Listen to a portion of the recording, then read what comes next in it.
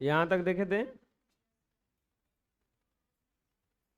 अगला, किसी शहर में 53% हिंदू और 39% मुसलमान, शेष 1256 अन्य धर्मावलंबी हैं। बताइए शहर में कितने हिंदू हैं? कोई शहर है, वहां पे 53% हिंदू हैं और 39% क्या है? मुसलमान हैं। और बाकी जो बचा वो अन्य धर्मावलंबी है। तो पूछ रहा है कि कितने हिंदू हैं। लिखेंगे हल। हिंदू प्रतिशत बोलो कितना है? हिंदू प्रतिशत बराबर दिया है 53%। हिंदू का प्रतिशत कितना दिया है? 53%। और मुसलमान कितना दिया है? मुसलमान प्रतिशत बराबर 39%। मुसलमान का प्रतिशत कितना दिया है?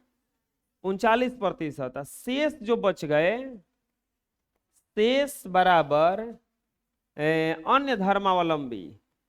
अन्य धर्मावलंबी। अन्य धर्मावलंबी क्या मतलब हुआ कि हिंदू और मुस्लिम छोड़ करके कै को बच गया? 1256। हिंदू और मुस्लिम छोड़ करके कौ को बच गया? 1256। तो पूछ रहा है कि हिंदुओं की संख्या, हिंदुओं की संख्या, हिंदुओं की संख्या बराबर व्हाट? कैसे बनेगा? कितना परसेंट हिंदू हैं? 53%। और मुसलमान कितना प्रतिशत है? 39%। जब दोनों को हम जमा करेंगे, ऐड करेंगे, जोड़ेंगे, तो ये हिंदू प्लस मुसलमान निकल जाएगा। अन्य बच जाएगा ये। टोटल कितना परसेंट होता है अपने में? 100। तो ये दोनों को घटाएंगे जोड़ के, तो पता चल जाएगा कि कितना परसेंट है। हम क्या करेंगे? मानेंगे, माना शहर की कुल जनसंख्या, कुल जनसंख्या बराबर x। माना शहर की कुल जनसंख्या कितना है? x। मान लेते हैं कि उस शहर में टोटल x लोग रहते हैं। शहर की कुल जनसंख्या बराबर x।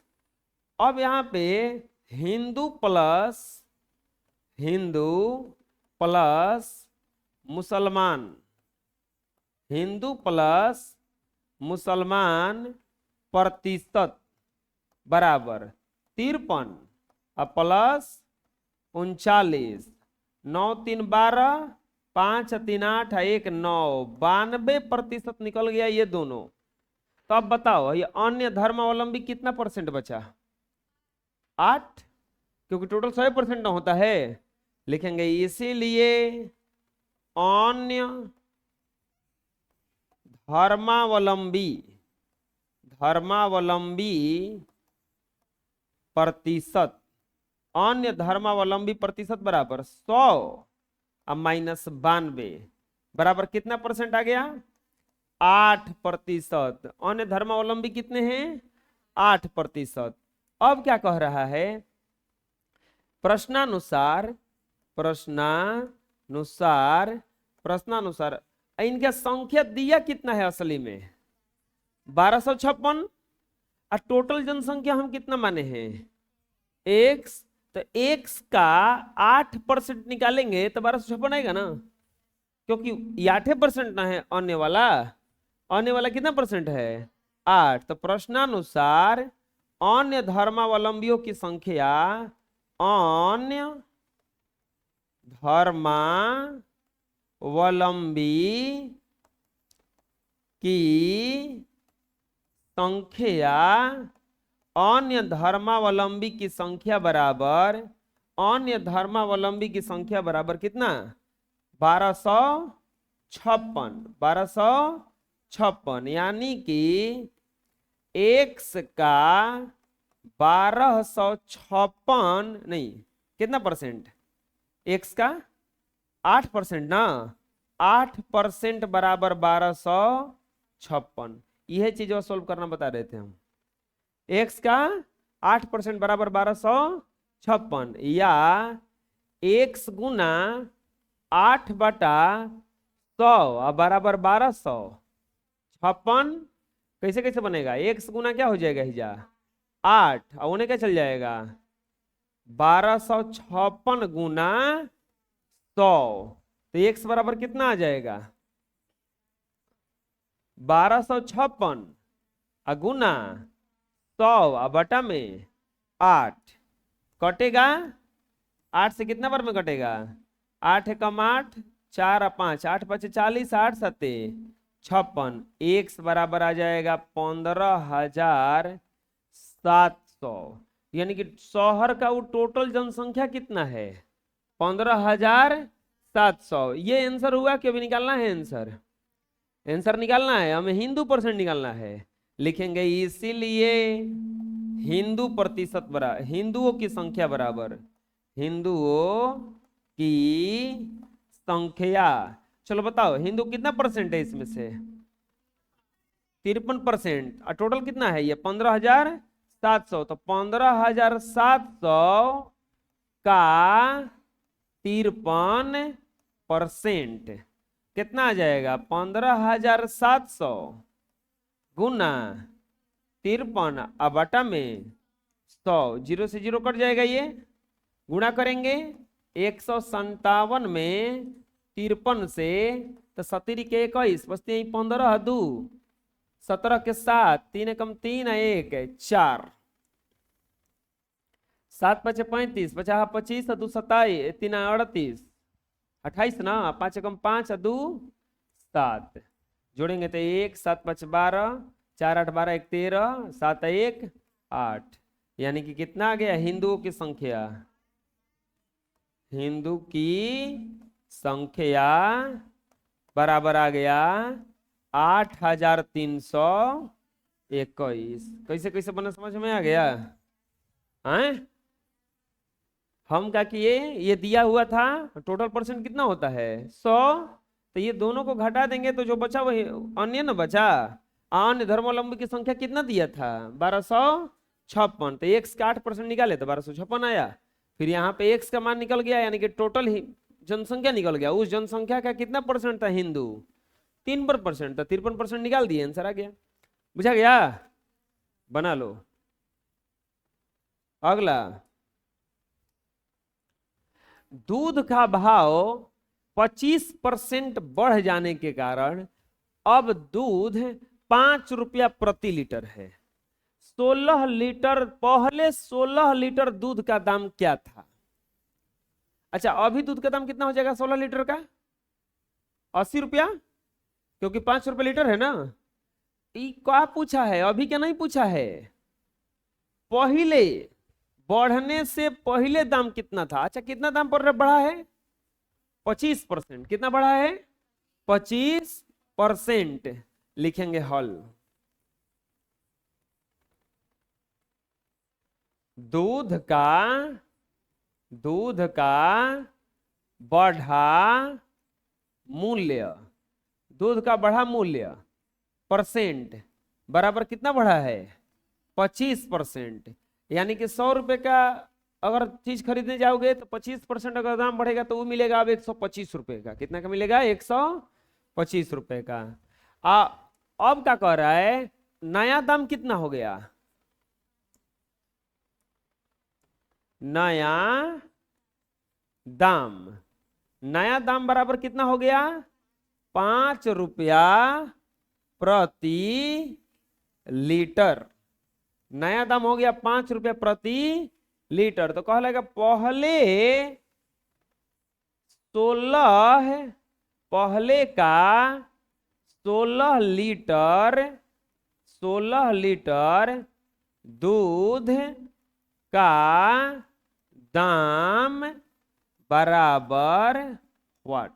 पहले का मतलब पहले 16 लीटर को रुपए के मिलते रहे। पहले 16 लीटर कितना रुपए का मिलता था? चलो बनाते हैं। पहले तो हम ये निकालेंगे ना कि पहले कै रुपया लीटर बिकता था, कि अब 5 रुपया हो गया। अब कितना रुपया हो गया? 5 रुपया। पहले कैसे बिकता था कि अब 5 हुआ बढ़ने के बाद। तो हम मान लेते हैं, माना पुराना दाम, मानते हैं पुराना दाम बराबर 100 रुपया प्रति लीटर। हम मान लेते हैं कि पहले का दाम कितना है? 100 रुपया प्रति लीटर। पहले 100 रुपया प्रति लीटर बिकता था। अब कितना परसेंट दाम बढ़ा है? 25% दाम बढ़ने पर नया दाम 25% जब दाम बढ़ गया तो नया दाम कितना परसेंट, कितना रुपया आ गया? 5 रुपया। अब सोचो अपने से, ये बढ़ा कैसे होगा? देखो कोई चीज बढ़ता कैसे है। पहले था ये 100 रुपये का, कितना परसेंट दाम बढ़ा है? 25%। कितना परसेंट दाम बढ़ा है? 25। तो बढ़ाएंगे किसी इस पे? 1 गुना। पहले से ये 100 था, कुछ पहले से 100% होता है। अब कितना परसेंट बढ़ गया? 25%। तो 100 प्लस कितना हो गया? अब ये 25। अब बाटा में कर देंगे हिजा 100। यह नया दाम है। अगर 30% बढ़ता तो हम कैसे लिखते? 1 गुना 100 प्लस 30 अब बाटा में 100। आ रहा है समझ में कैसे लिख रहे हैं हम? पहले दाम था 100 रुपया, अब 100 से बढ़ गया। अच्छा 25% अगर घट जाता तो कैसे लिखते? 1 गुना 100 माइनस 25 अब बाटा में 100। पूछा रहा कैसे लिखा रहा है? ऐसे लिखा जाता है अगर बढ़े घटे तो 1 गुना 100 प्लस 25 गुना 100। अब कितना पैसा हो गया इसका दाम? 5 रुपया। चलो बोलो 1 गुना ये 100 प्लस 25 तो कितना हो जाएगा? 125 अब बाटा में 100 बराबर क्या हो जाएगा? ये 5। कटा दो, ये कट रहा है, चाहे कटाओ मत, गुणा करो, एक क्या कटाएंगे? 1 गुना 125 अब बराबर 5 गुना 100 या x बराबर 5 गुना 100 अब बाटा में 125। कटेगा ये 25 बार में, अब 25 से कटेगा ये 4 बार में। x बराबर कितना आ गया? 4। यानी कि पहले दूधवा कैसे रुपए लीटर था? 4 रुपए। अब कैसे हो गया है? 5। यानी कि दूध का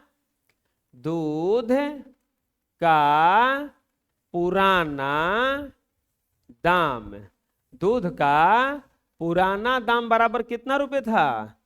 4 रुपया प्रति लीटर। तो कौ लीटर का दाम पूछा है? वो पहले वाला 16 रुपए का ना लिखेंगे, इसीलिए 16 रुपए 16 लीटर दूध का दाम कितना रुपया हो जाएगा? 16 गुना 4 ना, तो कितना रुपया जाएगा बोलो? 16 लीटर दूध का दाम बराबर 64 रुपया। पहले का 16 लीटर का दाम कितना था? 64 रुपया। लेकिन अब कितना लग जाएगा? 5 रुपए के दर से अब कितना 16 लीटर का लग जाएगा? 80 रुपए लग जाएगा। अब कितना रुपए लग जाएगा? ये बुझाएगा किसी किसी बना? बोलो, बना लो। अगला, पहली संख्या दूसरी संख्या से 20% अधिक है। पहली संख्या दूसरी संख्या से 20% अधिक है, तो दूसरी संख्या पहली संख्या से कितना प्रतिशत कम है? पहला संख्या दूसरा संख्या से 20% ज्यादा है, तो दूसरा संख्या पहला संख्या से कितना प्रतिशत कम है, ये पूछा है। आसान है। इसको कैसे बनाएंगे? देखो, दो गो संख्या है, एगो है पहली संख्या, पहली संख्या, और एगो है दूसरी दूसरी संख्या। एक पहली संख्या है और एक कौन सा संख्या है? दूसरी संख्या है। पहली संख्या दूसरी से, इसे मानते हैं, माना। अब बताओ दूसरा संख्या माने कि पहला संख्या माने? दूसरा संख्या मानो। दूसरी संख्या से 20% अधिक है ना पहला, तो दूसरा संख्या को मान लेते हैं हम 100। दूसरा संख्या कितना मान लेते हैं? 100। तो एक 20% ज्यादा करोगे तो आ जाएगा 120। यानी कि दूसरा संख्या मान लिया हम 100, अब पहला संख्या कितना आ गया? 120। ये इससे 20 ज्यादा हो गया ना। अच्छा, ये इससे 20 ज्यादा हो गया तो ये इससे कितना कम हुआ? 20। और ये इससे 20 कम ना हुआ, ये को ज्यादा हुआ तो ये को कम ही ना हुआ। लिखेंगे कमी प्रतिशत बराबर, कमी प्रतिशत बराबर, कमी प्रतिशत बराबर कितना कम है? 20। अब एक बात ध्यान दो, ये देखो कि किससे कम कह रहा है? दूसरी संख्या पहली संख्या से कितना कम है? किससे तुलना कर रहा है? पहली संख्या से। पहली संख्या है कितना? 120, और गुना कर देंगे 100। जिससे तुलना करता है उसी को नीचे रखना चाहिए। फिर से, कमी कितना है? 20। किससे तुलना कर रहा है? पहला संख्या से कि दूसरी संख्या से? पहला संख्या से। पहला संख्या है कितना? 120, और गुना क्या कर देंगे हिजा? 100। कटाओ, 20 से कटेगा ये 6 बार में, और ये 3 से कटेगा, और ये कटेगा 50। यानी कि कमी प्रतिशत बराबर 50/3%। इसी को पूर्णांक में तोड़ा होगा, 16.2/3%। हो गया?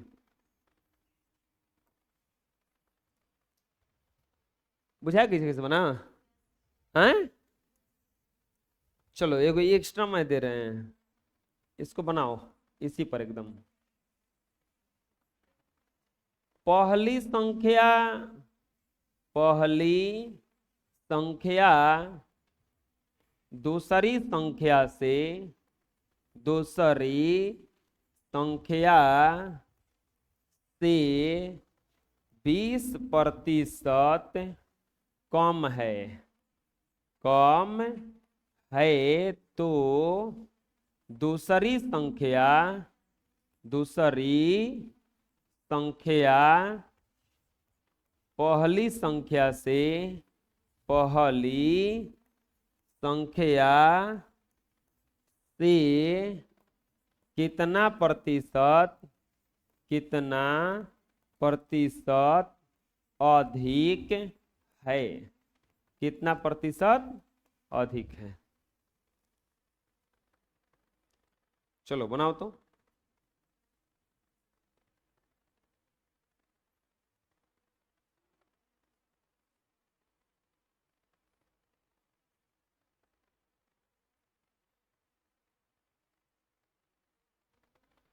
आसान था। इसको क्या करना था, यहां पे ऐसे लिखते इसको, हल पहली संख्या, और इधर कर देते दूसरी संख्या। अब कह रहा था इसमें पहली संख्या दूसरी संख्या से 20%, इसको 100 माने तो ये हो जाएगा 80। लिखते, अब अधिक प्रतिशत बोला है, अधिक प्रतिशत, तो अधिक कितना हो गया? 20। अब बटा में अब क्या रख देते? 80 गुना 100। 20 चौके 80 और 25 चौके 100, यानी कि अधिक प्रतिशत बराबर 25%।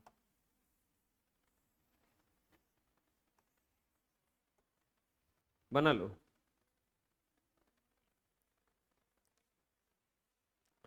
अब आता है अगला थ्योरी ऑफ एक्सरसाइज 5E, लाभ हानि क्रयमूल विक्रयमूल। अब यहां पे होगा खरीद बिक्री, बेचिए खरीदिए, खरीद बिक्री होगा। अच्छा, क्रयमूल किसको कहा जाता है, विक्रयमूल किसको कहा जाता है, लाभ किसको कहा जाता है और हानि किसको कहा जाता है? सबसे पहले ये समझेंगे, क्रयमूल किसको कहा जाता है, विक्रयमूल किसको कहा जाता है, लाभ किसको कहा जाता है और हानि किसको कहा जाता है। देखिए बबुआ, जैसे मान लीजिए कि आप कोई वस्तु खरीद के लाए, एक पेन खरीद के लाए, तो पेन खरीद के लाए, आप कोई वस्तु खरीद के लाए, एक पेन, आप दुकानदार हैं, लेकिन आप भी तो कहीं खरीदने गए होंगे, वो भी तो बेचा होगा। तो जब वस्तु जिस मूल्य में हम खरीद कर लाते हैं, खरीद कर लाते हैं, तो वो कहलाता है क्रय मूल्य, क्रय मूल्य। जैसे आप कॉपी खरीद के लाए और कॉपी वो बेचने वाला दिया आपको 17 रुपए का, तो अब वो 17 रुपया क्या हो गया आपके लिए, क्रय मूल्य। आप कोई भी वस्तु जब खरीद के लाते हैं तो क्या कहलाता है वो, क्रय मूल्य। दुकान पे गए, खरीद के लाए कि दे दीजिए कॉपी, क्रय मूल्य हो गया। अब आप क्या किए, इस कॉपी को बेच दिए 20 रुपया में। कितने रुपए में बेच दिए, 20 रुपया में, तो ये कहलाएगा विक्रय मूल्य।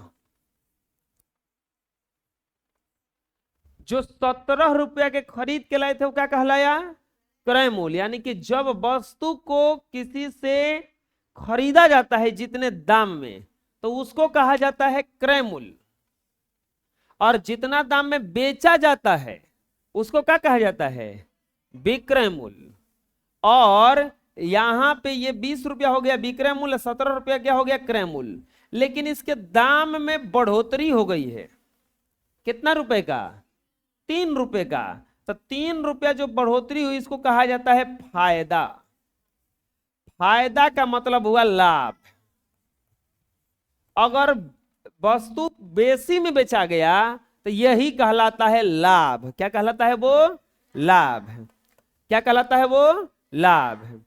अब फिर आप क्या किए, एक कॉपी खरीदे, कॉपी खरीदे थे आप 20 रुपए, 50 रुपए का। कितना रुपए का, 50 रुपए का। तो बताइए 50 रुपए क्या हो गया आपके लिए, क्रय मूल्य हुआ। हाँ, एक और बात को सुनो, क्रय मूल्य को अंग्रेजी में कहा जाता है कॉस्ट प्राइस। क्या कहा जाता है, कॉस्ट प्राइस। कॉस्ट प्राइस में से एक गो अक्षरिया लेके बनाया गया है, इसका शॉर्ट फॉर्म, इसको कहा जाता है सीपी। क्या कहा जाता है, विक्रय मूल्य को कहा जाता है सेलिंग प्राइस, सेलिंग प्राइस। इसको कहा जाता है एसपी। लाभ को कहा जाता है एसपी, लाभ को कहा जाता है प्रॉफिट। क्या कहा जाता है, प्रॉफिट। हानि को कहा जाता है लॉस। समझ में गया। अब ये कॉपी 50 रुपए का खरीद के लाए, तो आपके लिए 50 रुपया क्या हो गया, सीपी, क्रय मूल्य। अब ये गई कोई खरीदने के लिए कॉपी, और उसको कॉपी भुला के बेच दिया वो 45 रुपए का। कितने रुपए का बेचा गया कॉपी, वो 45 रुपए का। तो ये हो गया आपका एसपी। एसपी से मतलब नहीं है कम में बेचा जाए बेसी में बेचा जाए, इससे मतलब नहीं है। खरीद के लाएंगे वो सीपी यानी कि क्रय मूल्य, और जिस दाम में बेच देंगे वो क्या कहलाएगा, विक्रय मूल्य। अब यहां पे आपका घाटा लगा है, लॉस हुआ है। ये कितना रुपए का घाटा लगा, तो ये कहलाएगा हानि यानी कि लॉस। बात समझ में आ गया क्या कर रहे हैं हमें। यदि कोई वस्तु जिस दाम में आप खरीदते हैं तो वो दाम कहलाता है क्रय मूल्य। क्या कहलाता है, जिस दाम में आप बेचते हैं उसको कहा जाता है विक्रय मूल्य। अगर बेसी में बेचा जाएगा तो लाभ, अगर कम में बेचाएगा तो हानि। समझ में क्या क्या करें हम? बोलो। देखो, जिस मूल्य पर किसी वस्तु को खरीदा जाता है उसे क्रय मूल्य कहा जाता है। क्या कहा जाता है? क्रय मूल्य। जिस मूल्य पर किसी वस्तु को खरीदा जाता है उसे क्रय मूल्य कहा जाता है, और इसे संक्षेप में सीपी द्वारा सूचित किया जाता है। संक्षेप में किसके द्वारा सूचित किया जाता है? इसे सीपी द्वारा।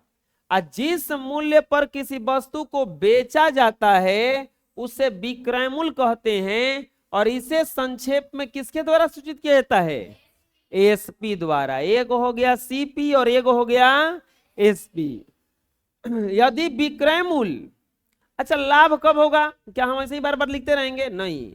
अगर जितना में खरीदे थे ओकरा से ज्यादा में बिकेगा, जितना में खरीदे थे ओकरा से ज्यादा में बिकेगा तो लाभ, जितना में खरीदे थे ओकरा से कम में बिकेगा तो हानि, जितना में खरीदे थे ओकरा से कम में बिकेगा तो हानि। यदि विक्रय मूल्य क्रय मूल्य से ज्यादा हो, तो यदि किसी वस्तु को उसके खरीदे गए मूल्य से अधिक में बेचा जाए तो क्या होता है?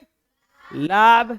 यदि किसी वस्तु को, यानी कि यदि क्रय मूल्य विक्रय मूल्य से अधिक हो, यानी कि किसी वस्तु को उसके खरीदे गए मूल्य से कम में बेचा जाए तो क्या होता है?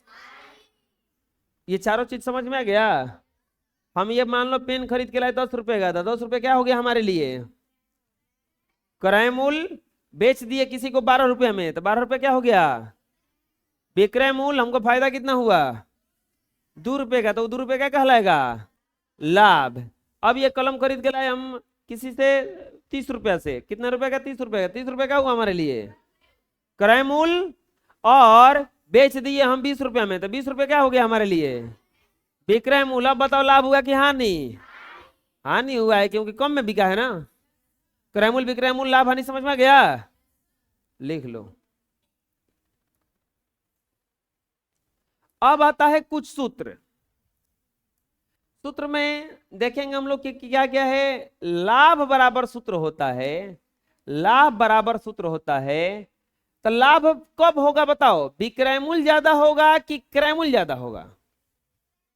विक्रय मूल्य ज्यादा होगा तब ना, बेचेंगे वाला ज्यादा होगा तब ना। तो लाभ बराबर होता है विक्रय मूल्य माइनस क्रय मूल्य। लाभ बराबर सूत्र क्या होता है? विक्रय मूल्य माइनस क्रय मूल्य। अब बताओ हानि कब होगा? जब क्रय मूल्य बेसी हो जाए, यानी कि क्रय मूल्य माइनस विक्रय मूल्य।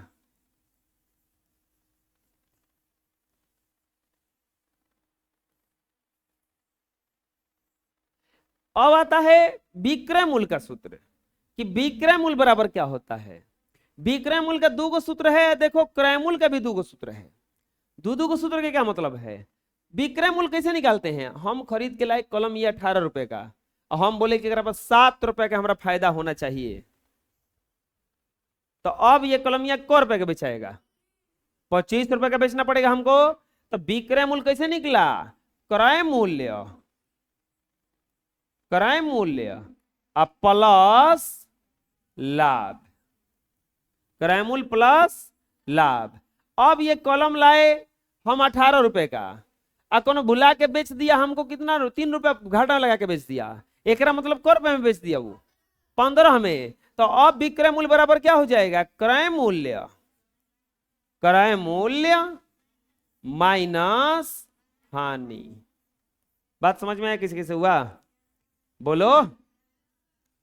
अब ये क्रय मूल्य निकालना है। हम कोनो वस्तु बेचे थे 20 रुपए का, ओकरा में हमारा 5 रुपए का फायदा हुआ था, तो असली में क्रय मूल्य कितना था? वस्तु बेचे थे हम 20 रुपए का, हमारा 5 रुपए का फायदा हुआ है, तो असली में वस्तु का क्रय मूल्य कितना था? 25 कैसे हो जाएगा रे? 15 रुपए का था तब ना 5 रुपए का फायदा हुआ। यानी कि क्रय मूल्य बराबर सूत्र होता है एक और, विक्रय मूल्य अब माइनस लाभ, विक्रय मूल्य माइनस लाभ। अब कोई वस्तु हम कोई वस्तु बेचे थे हम 25 रुपए का, और 7 रुपए हमारा घाटा लगा है 25 रुपए बेचने पर, एक मतलब वस्तु कितना रुपए का था, 18 रुपए का था। 18 रुपए का वस्तु था, अब 25 रुपए का बेचे हैं तो हमारा 7 रुपए घाटा लगा है। हम बोले हैं कि वस्तु बेचे हैं हम 25 रुपए का, और हमारा 7 रुपए घाटा लगा है ओकरा में, एक मतलब वस्तु कितना के खरीद के लाए थे हम, 32 रुपए खरीद के लाए थे, तब ना 7 रुपए घाटा लग गया। तो क्रय मूल्य बराबर सूत्र हो जाता है विक्रय मूल्य, विक्रय मूल्य प्लस हानि। अब हमको एगो कुर्सी बेचना है, हमको एगो कुर्सी बेचना है ये वाला। हमारे पास दुकानदार आया, बोला कुर्सी है, कुर्सियां होने मुंह किया है, बोले कुर्सी है, तो हमारे पास कुर्सी नहीं था, तो हम बोले कि ठीक है हम दे देंगे आपको। हम कुर्सी के दाम पता चला कि 3000 रुपया था। अब जैसे हम कपार पे पैदल टंग के लाएंगे नहीं, गाड़ी भाड़ा लगेगा ना, 50 रुपये हमारा भाड़ा लग गया। तो अब बताओ हम कुर्सिया के टोटल मूल्य कितना मानेंगे, खाली 3000 की 3050 रुपया, एकरा से बेसी में बेचेंगे तब ना फायदा होगा हमरा। यानी कि कुल क्रय मूल्य बराबर होता है क्रय मूल्य, क्रय मूल्य हाई जोन 50 रुपए लगा है ये एक्स्ट्रा लग गया ना मेरा, प्लस अतिरिक्त, अतिरिक्त खर्च। कुल क्रय मूल्य बराबर होता है क्रय मूल्य प्लस अतिरिक्त खर्च। बात समझ में आ गया किसी किसी बना? चलो जल्दी से लिखो इसको।